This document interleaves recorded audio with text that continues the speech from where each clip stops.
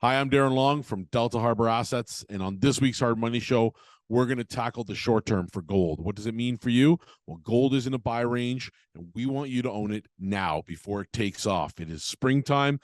The birds are humming. We're going to talk about what's about to happen. Let's get into it because you got to know what's behind the headlines. Hard money, let's get started. There are no shortcuts to building wealth today. It takes time, effort, sacrifice, and diversification. But today, diversification means something different than it did in the past. You deserve a more secure way to protect and grow your wealth. At Delta Harbour, we take this to heart. Our mission is to help by inviting you to add physical gold and silver to your wealth strategy. Book a free consultation today and let us show you how to protect and grow your wealth through the ownership of physical gold and silver. Let us show you the Delta difference. Hey, welcome. Delta Harbour Podcast. We're back. Scholes here along with Darren Long running the show, and he's the one to educate you on this particular podcast as he does every week or so. You want to reach out, 1-877-323-GOLD. Start that investment, especially now, man. We just passed RSP season. Well, just like today or yesterday, whenever we're recording this, it's getting close to the nitty-gritty, but that should not be your only option. You should be expanding that portfolio to get real physical precious metals in there. Darren's been saying this since 2004. So if you're not there yet, the best day was yesterday. Second best day is right now. So feel free to reach out at that phone number or simply deltaharbor.com, Harbor with a U, and talk to Darren and Rob, the rest of the team. They will set you up and educate you how you get that part of your portfolio up and running. Real physical metals. We're going to talk a little later on, Darren, in a few minutes, how exactly you open that account and the variety of different ways to take advantage of these beauties like gold and silver and some other metals. But what's going on, man? First of all, what's going on with the gold and silver lately, right now? And recession, no recession? Are we falling behind? Are we not falling behind? Is everything rosy? You can't get a good picture from the media. What we do know, listen, you can't. And welcome to the show this week, everybody. Hard Money here. And we certainly know that there are a number of data points that have to be watched carefully, among them inflation and what our interest rates do. That's not going to change anytime soon. As we've talked about in the last few weeks, interest rates are here to stay, and they will remain this high. And I wouldn't be surprised if they go slightly higher. I think the U.S. is going to go higher. I think that the latest inflation numbers show us that we have not pressured inflation enough. And of course, that's what they want. So in the short term, we're going to see prices go higher. And that's not something that surprises me at all. In terms of interest rates, and that will stagnate the economy. It's already doing. It takes, as it is, to really let those interest rates sink in, John, and to see them impact the overall economy. It takes, as it is, already a genuinely solid 12 months to really get a handle on where that's heading. And so in the short term, what we see right now is that the US dollar determines the direction of gold. And if you look at gold in the short term and silver as well, just stemming back to, let's say, November of last year, it rallied hard. I mean, it went up $340 an ounce, and it touched 1950 high. And at the same time, silver had a nice run as well, up into the 2450 zone. And so those are both nice runs. And of course, profit taking is inevitable. It happens. These are higher highs and higher lows. And so right now, when gold is sitting in the 1820, 1830 range, it presents as a great buying opportunity. And the main reason behind this decline, most recent decline, was just the recent batch of what would be considered robust U.S. economic headlines, not the actual data behind the headlines, but the headlines themselves. We make decisions based on those headlines, and ultimately the direction was determined by those headlines. And the adjustments that we see that happen 1 or 2 or even in some cases 3 months after the fact, which adjust in many cases, probably 90% of the time, the data downwards to the negative, typically that doesn't set anything ablaze whatsoever. It just ends up being mixed into the fold, and instead of hearing the good data, it's adjusted and it doesn't look so good after all. So in Canada right now, we're faced with the realization that GDP was flat in the last 3 months of the year, culminating with December being also a flat month. Again, we expected GDP to grow. It didn't. And that still means that we're in this danger zone for what could be stagnation and certainly recession in the short term. So I think in half one this year, up until probably summer months, we are going to be under a serious threat of recession, and will continue to be under that serious threat of inflation, of recession. I don't think there's going to be much in the way of relief and interest rate relief at all this year, and it looks even further away, maybe in the first or second quarter of next year, before we actually do see interest rates drop down a little bit. So, I mean, until really the U.S., which is the world's largest economy, until they get their interest rates, their inflation in check, and of course their desired inflation level is 2%, and it's running 6% plus, and at street level, probably in the neighborhood of 10%. And in here too, I mean, as you know, John, everything we touch, we eat, we use and consume is going up in price. And I don't know of too many examples in which it's the case that they've come down recently. We're not even seeing good sales, to be honest with you, and consumables and consumer items. We're not even really seeing great sales. So I think everything slows right now, and it has, and certainly that's going to play a role in determining where we head. Gold and silver, they're not going down from here. They're not going to go into some, artificially low zone for any reason. It's $20 an ounce to pull it out of the ground, silver, that is. So to see it go below 20 and to suggest maybe 14, 15, 16, 17, $18, it's ludicrous. It would be below the cost of production, and that can't stay for very long. Otherwise, we can't get the product out of the ground to the people who need it. So gold is expected to continue, and silver for that matter, to take most of its direction from the US dollar until another change occurs. And demand for gold remains inconsistent regionally. So, I mean, right now in the spur of the moment, there are 5 or 10 regions around the world where gold demand is very high, and where, like China, which is their economy is getting started up again and starting to surge a little bit. And then there are some areas like here in Canada where outside of us, the demand for gold has slowed. And so ultimately we're watching that with great anticipation. And it still means that if you're looking at it, if you're watching it, if you're paying attention, this is the moment when everybody else is sleeping, that you want to take advantage of it and get it into your portfolio, because this is the time to do it. Yeah, it's interesting too when you talk about interest rates not coming down and inflation. You just need to look at the grocery store. That's the one that everybody sees every day, because we got to eat to survive. And they're saying, yeah, it's up, but everybody's waiting for this relief to come around, to your point, next year, the year after. Once those grocery prices are up there, they're not going to come off much. This is the new normal. I mean, our kids are going to be looking at prices. They're not going to come down. So everybody's got to make huge adjustments. And the real estate story, which we talk about all the time on this show, how bad that is. Everyone's been hush hush about that in the media. You don't hear about real estate anymore. Like they've stopped flogging that horse, because it's just not the place to be right now. And you've been saying that for months and months. It is, and it's not the place to be here for sure. I mean, in Canada, we're going to see another downside here, I think, come spring. I think the headlines touted the idea that maybe spring was going to heat up, and that there were certain parts of the GTA that might spring up in price, and may over the last month or month and a half even have seemingly halted in terms of their downside, in favor of seeing something of a stagnant pricing model, or even a little bit of a gain in certain areas. And certainly that can be said for the larger homes or unique homes or detached homes in Toronto or GTA. But ultimately, again, it's a path that's already set in stone, John. We're not going to see, any type of meaningful gains in real estate this year whatsoever. We will not see a 20-25% gain in real estate or anything that's meaningful at all. And I would suggest that we pay close attention to what defaults, because this is the truth. If I look just this morning, taping here on Thursday, and if I was to tell you the conversation I had with a real estate agent this morning, it would blow your mind.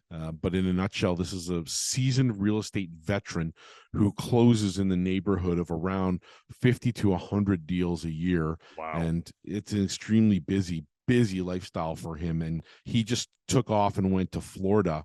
And he's not coming back for the spring, because he's hell-bent on the idea that this is going to be a market which does nothing for him in the spring. He's going to wait and see what it looks like.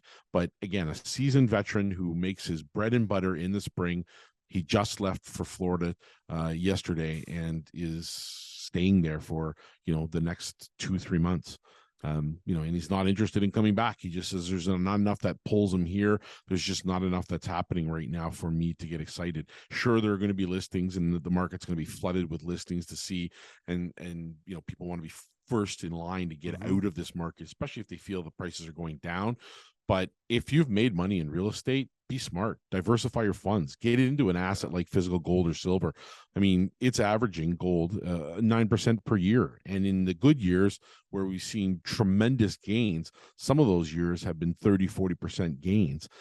If you look at silver as an example, it's also averaging in around the 9% per year mark, at least since I've been in the market, if we go back to 2004. And ultimately, if you look at that timeline, both metals have done extremely well. And that's inclusive of the downside that they've experienced. So in years where silver has not had any gain to talk about, in fact, even some years where it's lost 15-20% in value, again, average overall still in and around 9%. So lots of opportunity there. And right now, the story is all silver. It's super undervalued. The ratio between that and gold is telling us that it is. And you look at it as an asset. It's needed. There's no way we can survive without it. It's used in all of the electronic consumables we have.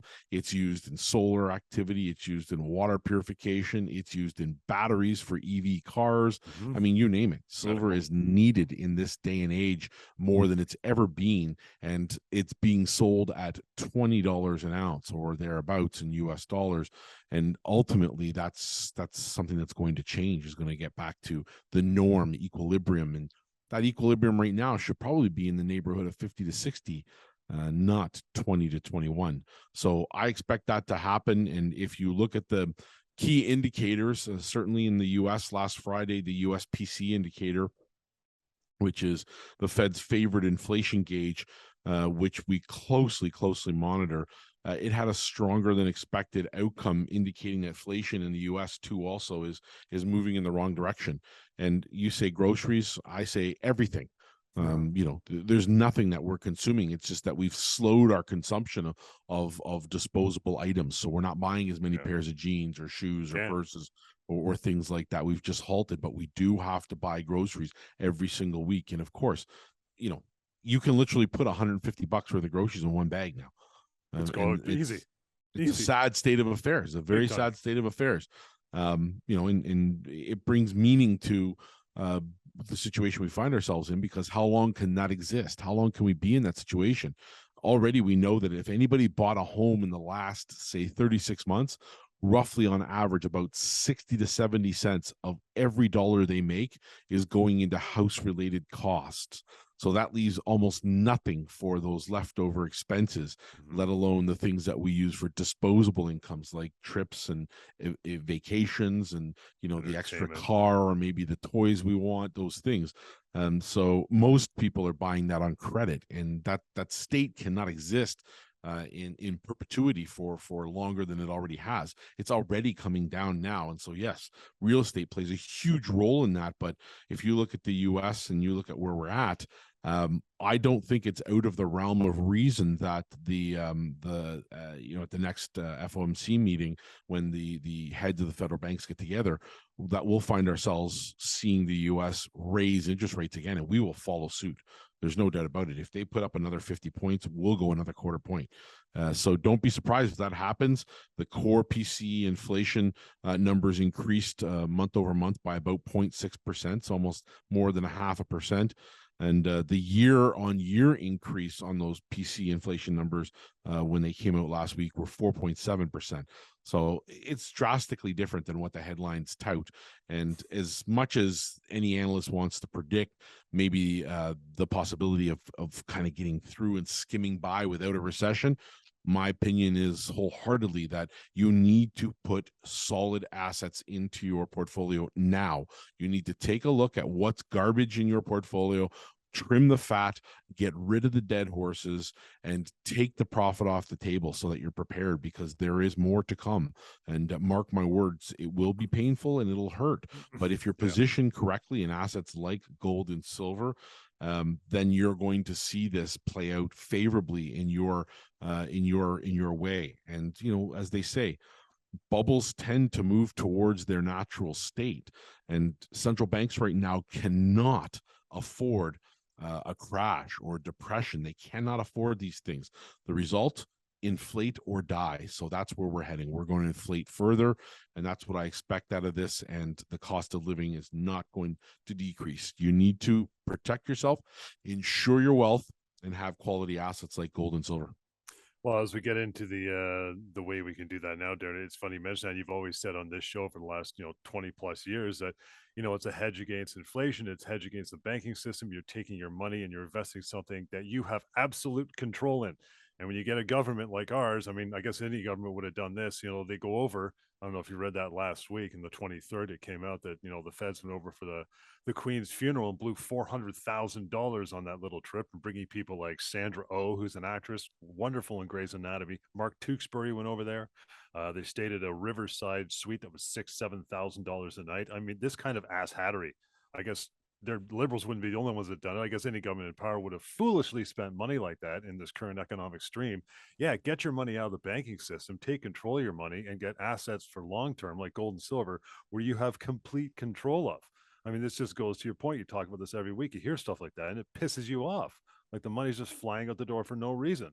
I mean, give me a break. Yeah, it is. $400,000? Come on. It is. And you have to be diligent and smart. But above all else, John, never believe that our economy is just good to go. Just don't believe it anymore. I mean, maybe there'll come a day and age where down the road we can comfortably say we're fine and that there's no issues and that we can trust our government. I mean, I don't know. I want to be in that position. I want to be able to say, yeah, I'm going to grade the government. I'm going to give them a C. Be nice, instead of every time I wake up saying I'm going to give the government an F because they're just failing me hand over fist. I mean, if you are like me, it's not so much that you can put your finger on one point or one piece of data or say this is the whole thing that's going to cause me to go gung ho and have 25% of my wealth in silver or gold. It's a feeling. It's a gut hunch. It's that something's there, an overwhelming sense, tingling, right? of something not being right. And in this day and age, we are in most circumstances too overwhelmed by our day-to-day activities to focus on solutions. So we don't. And if you're like many people right now, then some nights you go home saying, "To hell with it."